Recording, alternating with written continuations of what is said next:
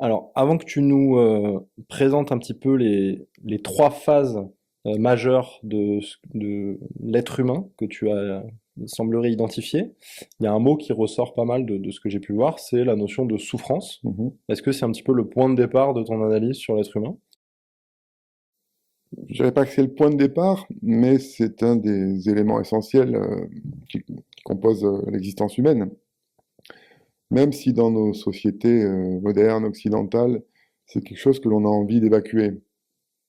Alors évidemment, les médias nous présentent des tas d'horreurs tous les jours, mais dès qu'on parle vraiment de la souffrance en tant que composante de l'expérience humaine, c'est pas quelque chose qui est vraiment traité, c'est plutôt quelque chose qui est mis sous le tapis.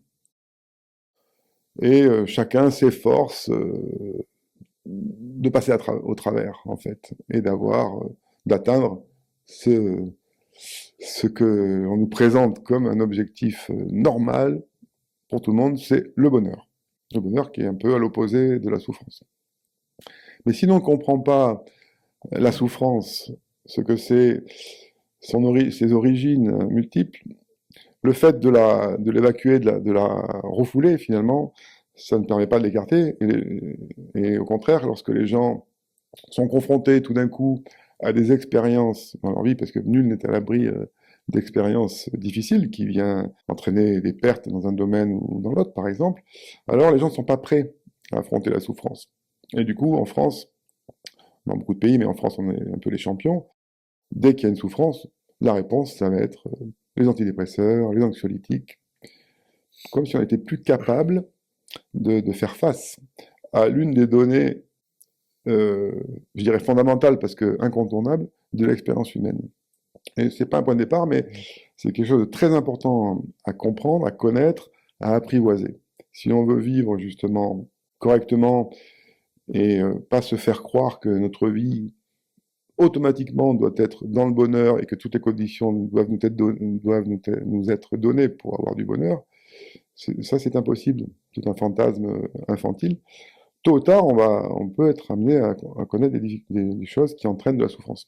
Et je pense que c'est juste une position adulte, une position de maturité, que d'essayer de bien la connaître. De toute façon, si jamais la vie nous offre une expérience de souffrance, on soit armé, qu'on sache en faire quelque chose. Il y a toujours quelque chose de constructif à tirer finalement d'une souffrance.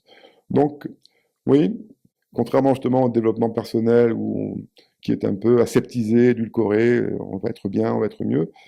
Non, c'est quelque chose, justement, les religions parlent beaucoup, et à juste titre, parce que c'est vraiment des milliards d'individus en ont fait l'expérience au cours de toute l'histoire de l'humanité, à des degrés des fois considérables. Juste pour remonter pas très loin en arrière, il y a au milieu du XXe siècle, des millions d'êtres, que ce soit à cause du régime nazi ou à cause du régime de Staline, du régime communiste ou du régime communiste chinois ou autre, ou avec Khmer Rouge, des dizaines, des centaines de millions d'êtres ont fait l'expérience de souffrances indicibles. C'est pas loin.